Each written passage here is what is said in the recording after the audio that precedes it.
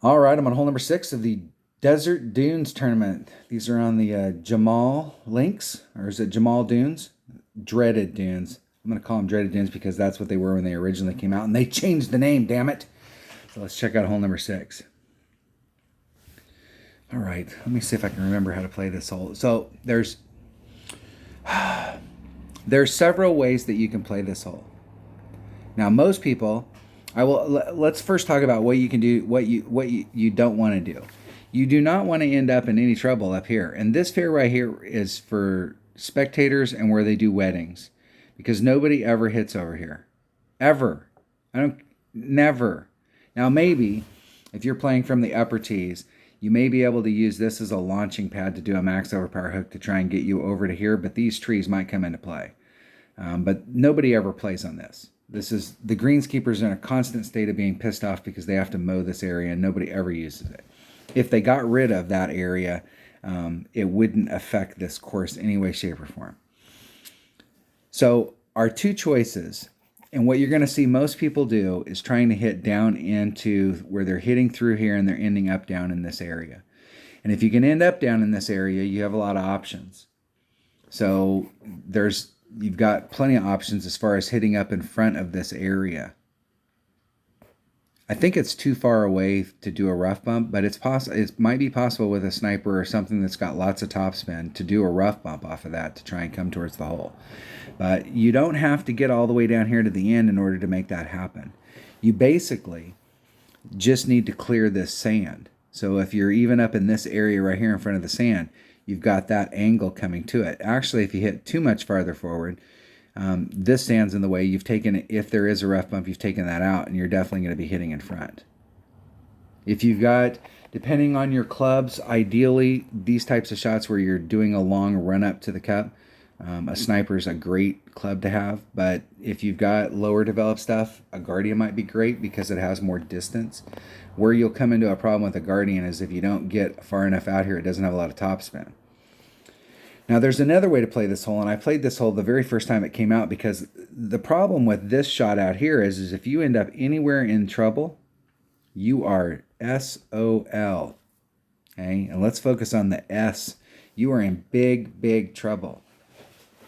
So there's another way that you can do this. If you've got lower developed clubs and you're having a problem getting out to here, you can lay your ball up right there. Now, this is a QB. I would highly recommend that you use a QB because you want ball guide to get yourself into this area, and you do not need to get all the way up to this area right here. If you're just out in this area, you're fine. Okay? And it's kind of tricky to try and get around the bend. There's a tendency to want to try and get around the bend, but you don't need to. You can just lay it up right here. Hell, if you're just in the middle right here, you're fine. Stay the hell away from the sand. Okay, this sand will eat you up because you're at the end of your run. And so anything that you're off trajectory, if you catch the ball great, especially great to the right, you're fine up here at the beginning where it bounced. But by the time it gets to that point, it dribbles off into the sand. We don't need to do that. We just need to be like right in this area right here. Okay. So if you're in that area, your secondary club, you're going to want to bring a big dog, and a 3 power ball works best. And so you're in this area, and then what you want is so that you have room along this line. You'd like your red line to be right along that line so that you can maneuver up to that line however you'd like. So if you want to be a couple rings off or 1 ring off or 3 rings off, you can set your shot up however you'd like to do it. And from that area, you can go from here to the first bounce here and then just run it right up to the green. And if I remember correctly, it takes about 5 topspin, which you can get done with your big dog. Your chances for Albie are about 0. Now, I'm not going to say there is a slim chance, but you have no control because number one, you don't have the ball guide with a big dog to do it. But what will happen here is that if you practice this shot, and I'm not saying that either one of these shots are the absolute easiest shots in the world. You need to practice them for sure. And in one-on-one play on this course, I play this shot all the time because a lot of times people will end up in trouble up here and they're sunk. So I just lay it up, big dog it right up to the cup. I'm going to hit out to here so that we can explore this because I want to see if I remember correctly. There is a rough bump that we can do here, but I'm not sure. I'm not sure. So we'll go out there and play it.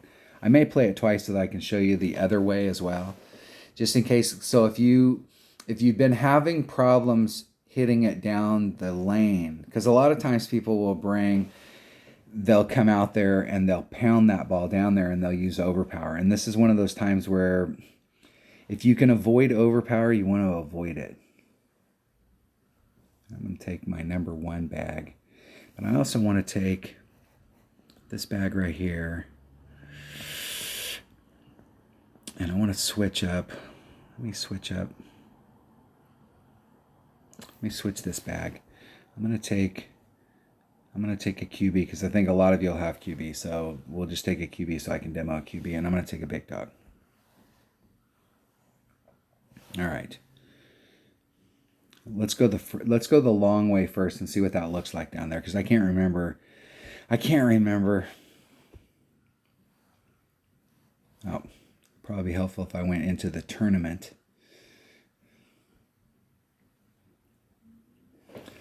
Yes, we're gonna practice. Hello, McFly. Hole number 6. We'll go take the shot. See what we got going on.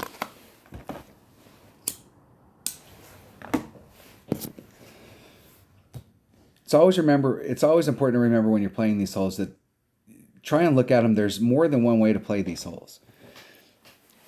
Sometimes when we're in tournaments, there's only one way to play them. But when you're in one-on-one, you may get out there and you're playing with a lower power ball, or the wind's blowing in a direction that's really not helpful for where you're at, or your opponent ends up in trouble. And so instead of taking the risky shot and then you ending up in trouble, you could take another shot where you can just lay up. But having your bag set up, yeah, I'm going to use a Titan. The king of balls. That's right. And I don't think I really need to use any overpower here. A 3-side spin ball would probably help.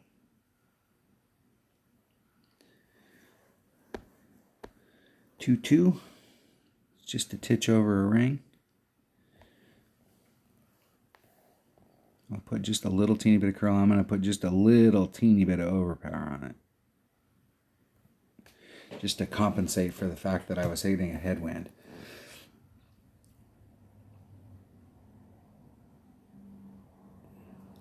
I think that will be fine. Now, I don't really think you have to get out quite that far, but we'll see here on this second shot with a 3-power ball. I think you just need to get, I'm pretty much where I'd like to be, but I don't think you have to get too much past that sand. Like where I'm at should be fine, but if I was a little bit shorter than that, I think I'd still have a pretty good shot coming in. We'll see.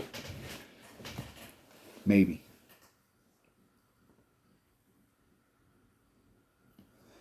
Woo! Close. And you do not want to mess up at the beginning of this shot.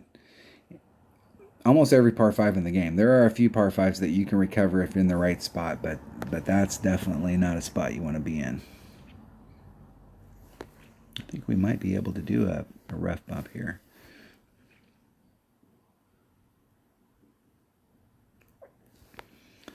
.1. I got to be towards max. I am. It's 1 per ring. I am way downhill, so I'm going to add on 10%, so that's 4.5. There's 4.5. Let's see if we can hit it perfect and put it in the cup. I hit a 1 ring great to the right. I wanted to let it go by one more time, but I was running out of time. And I was a little bit short. And I hit a 1 ring great to the right, and I ended up on the left-hand side of the cup. Now, part of that might just be because of how the course rolls out.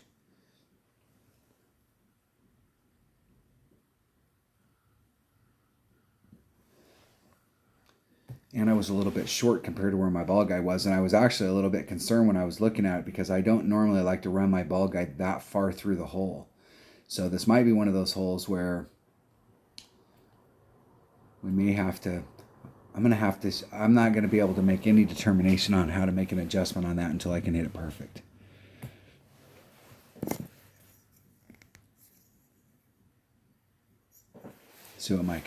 We'll see what my opponent can do. If my opponent makes it in, then we'll be able to go back and reverse engineer my opponent's stuff. See what their adjustment was. Ooh. Very close. I thought they damn near hit the rough on that second bounce and slowed their ball down. I don't think they were trying to do that. Go back and watch that video. That second, I think that might have been is that their first or second bounce? It was super close to the rough. I thought at first they were trying to do a rough bump, so it must have been their first bounce.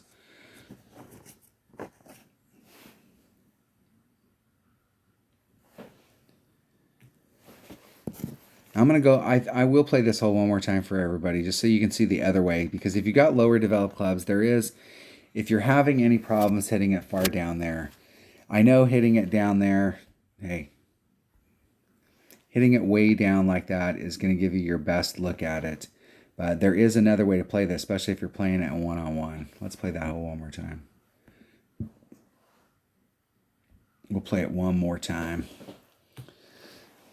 I may have to do something. I didn't check to see. Let's look real quick. Let's make sure I got enough. Okay, I got enough.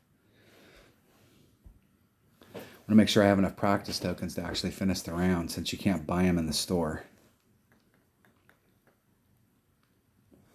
They have so many different things for people to spend their gems on now, paying for emojis and buying the golf pass and really trying to monetize the game. I mean, it's always been monetized, but I was really surprised it took them this long to do it. But it definitely seems a lot more kiddie as far as how much people have been sitting on thousands and thousands of gems, buying packs, and trying to get those people to spend those gems, enticing them to buy more packs so they can get gems to replace the ones that they spent to get that emoji.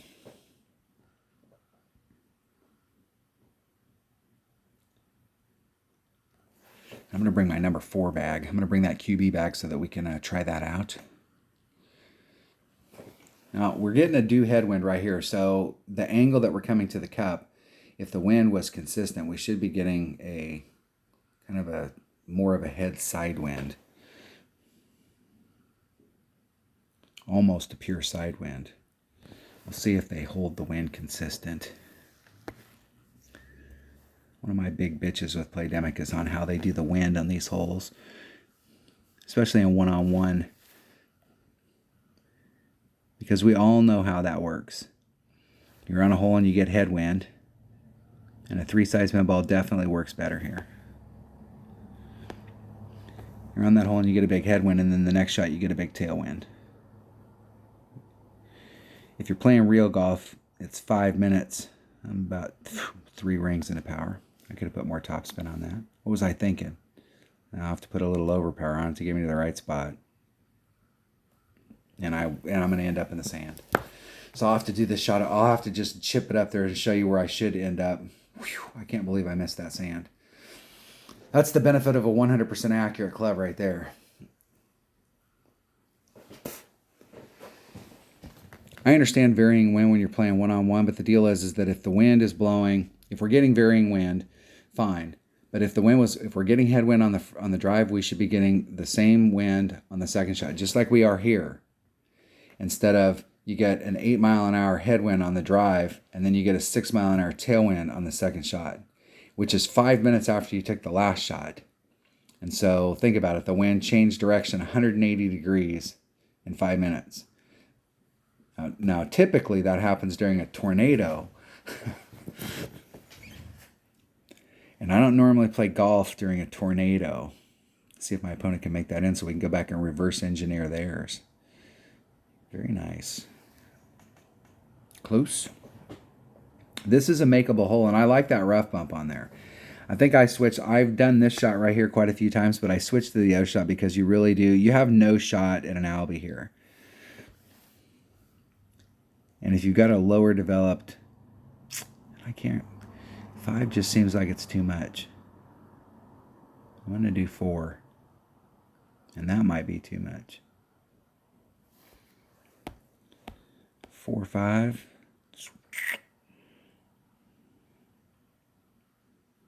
I'm going to do 2.5 rings. That puts me about 2 rings into power.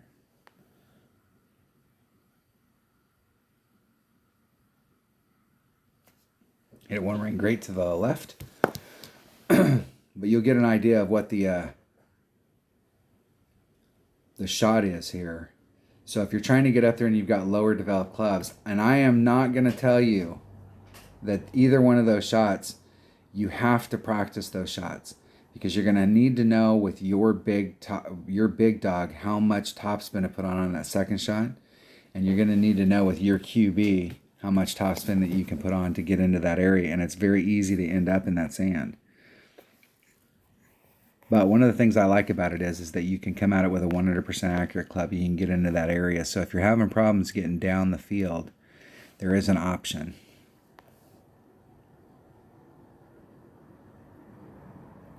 And there's not very many people that are going to take that shot. Most people don't even know that shot exists. They think the only way to go at this hole is to go straight down the course. And I will tell you that going straight down the course, if it's one shot at a time, you get past the drive, your second shot is pretty easy. All right, that's 2 different ways to look at that hole. Give you some options. All right, that was hole number 6. Thanks for watching.